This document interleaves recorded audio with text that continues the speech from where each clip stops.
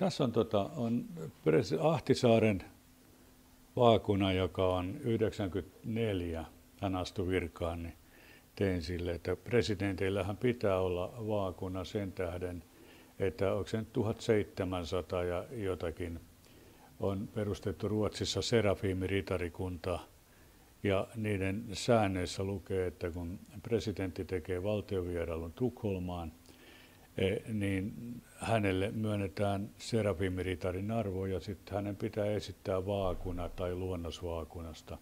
Ja jos ei sellaista presidentillä ole ennakkoon, niin se pitää tehdä. Ja tämä Ahtisaaren vaakunassa, siinä ei oikeastaan ole minkäänlaista symboliikkaa.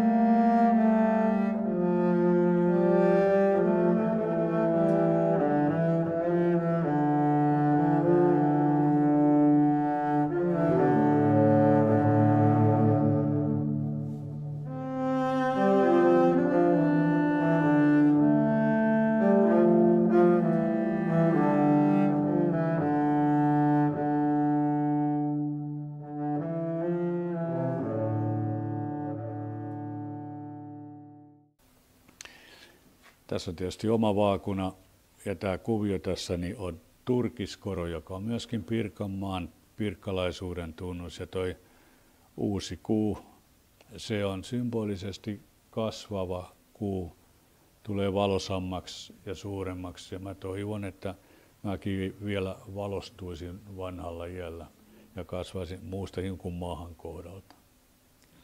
Sitten Halosen vaakuna. Siinä on sillä tavalla symboliikkaa, että Tarja Halonen oli ensimmäinen nainen presidenttinä Suomessa. Ja tämä kuvio, joka tuossa vaakunassa on nimeltään Liljakoro. Ja se on ensimmäinen, kun ensimmäisen kerran esiintyi Suomessa heraldiikassa. Niin siinä on se yhtymäkohta, että siinä on kaksi ensimmäisen kerran esiintyvää asiaa on naispresidentti ja Liljakoro. Ja sitten vielä tämä perustuu sillä lailla nimeen, että kun nimi on Halonen, niin tämä vaakuna on halkaistu tuolla Liljakorolla kahteen tasavertaiseen kenttään. Sitten on Asko Korhosen vaakuna, jossa on väritys. Siinä on toinen polviorsi. Tässä heraldiikassa puhutaan polviorresta, jonka päällä on 3 kultarahaa, joka symbolisoi myös sitä, että se rahat on tullut tästä katon tekemisestä, kun hän on katon tekijä. Ja se on myöskin lasten lukumäärä. Ja lintu tuossa alhaalla kertoo siitä, että Asko on metsästäjä, linnustaja, ja metsästysseurassa häntä kutsutaan nimellä Otso. Ja sen tähden on tuo kypärän koristeella karhunpää.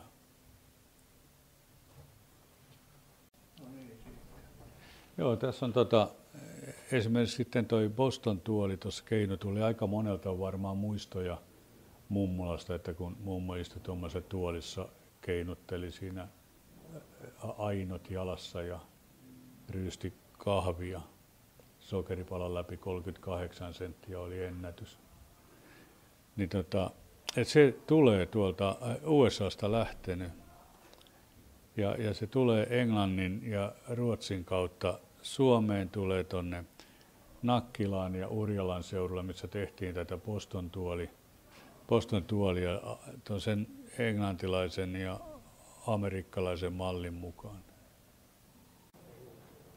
Ja tässä on näitä mitaleita ja tässä muutama mitali, mistä mä sillä oikeastaan aika ylpeäkin, että on tehnyt. Ja lähdetään, tässä on tietysti, täällä on toi Tampereen yliopiston kunniatohtoreiden hattumerkki, hattuembleemi, joka elokuussa promotoitiin ensimmäiset kunniatohtorit, niin heille tuli toi hattumerkki siihen, tohtorihattu. Sitten on suojeluskuntaperinteen ansioristi ja myöskin sotilastiedustelun ansioristi. Ne on semmoisia isompia merkkejä kuin myös toi olympiakomitean ansioristi ja mitali. Ja mitä jaetaan Pirkanpäivänä aina silloin tällöin on tämä Pro Pirkanmaan mitali. Ja sitten siinä on hätäkeskuksen mitalijärjestelmä, ansioristit ja ansiomitalit. Ja sama näissä partiolaisissa on 3 luokkaa noita mitaleita ja sitten nämä plaketit. Noista voisi muutaman sanan sanoa.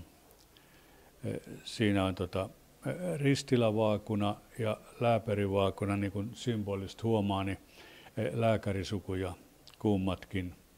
Ja tämä ristilä vielä, niin he on erittäin musikaalista sukua, että siellä soitetaan viulua ja käyrätorvea ja mitä kaikkea sitten soittavat. Lapset soittaa, sitä mä en tiedä. Mutta.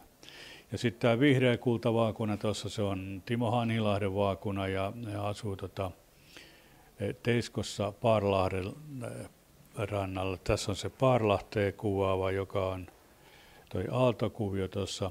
Ja heidän tontillaan on vesitorni, jota tämä torni kuvaa.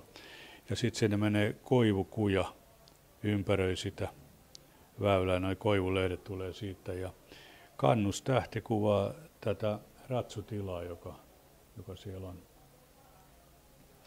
Ja tässä on esimerkki puhuvasta vaakunasta, eli sellainen vaakuna, joka on nimeen viittaava, nimeen perustuva tuomi, suvun vaakuna.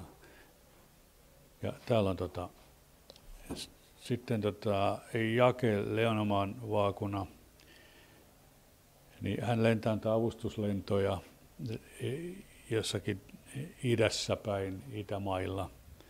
Ja siinä on avustusjärjestön tunnus, tuo risti. Ja ankkuri ja siivekäs ankkuri on sitä, että hän on tuolla Kustavissa on semmoinen leporauhoittumispaikka, mökki. Ja toi musta kuvio tuossa niin kuvaa sitä saarta, kalliosaarta, missä se mökki on. Ja kriippi, kypärän koristaja, jolla on käsissään tai käpälissään, kynsissään, miten se nyt sanoo, ne on noin punaiset viissakaraiset tähdet.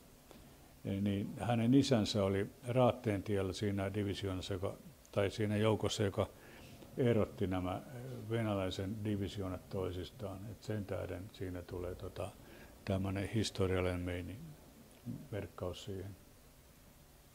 Ja Katajan vaakunassa, se on puhuva vaakuna, siinä on Katajan oksa.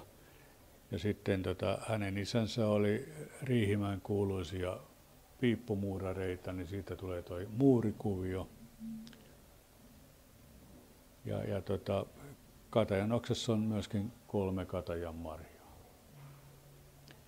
Ja tässä tämä, missä on leijona, niin se on semmoinen rakennusmiehen vaakuna, viiniharrastaja. Toi kuvio tuossa, se on lohenpyrstökuvio, joka jakaa tuon vaakunan.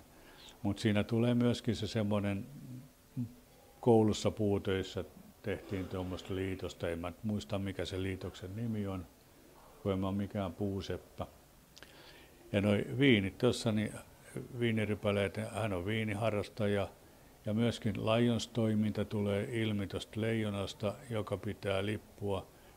Jossa on tuossa lipukkeita, niin ne on taas, hänellä on hyvinkin merkittävä jääkiekkokorttikokoelma. Olikohan se nyt ihan oikeasti sillä sanottu, mutta aika lähelle ainakin meni. Lääpärivaakunassa niin se viittaa ammattiin ja tähän ratsastusharrastukseen. Siinä on kannustähdet ja toi miekka ja käärme, joka kuvaa tätä lääkäritoimintaa. Se on fysiatri muistaakseni, oli ihan virallisella nimellä. Ja normaali tähdestä tekee kannustähden se, että siinä on reikä tuossa keskellä, että se kannus pääsee pyörimään. Se on ainoa ero, millä tähden ja kannustähden erottaa toisistaan. Kun esimerkiksi vaakunoissa kypärä kertoo sen, että onko kyseessä aatelisvaakuna vai porvarisvaakuna. Aatelisvaakunoilla on yleensä sellaiset kullanväriset kalterit tuossa kypärässä, minkä läpi sitten ritarit katselee.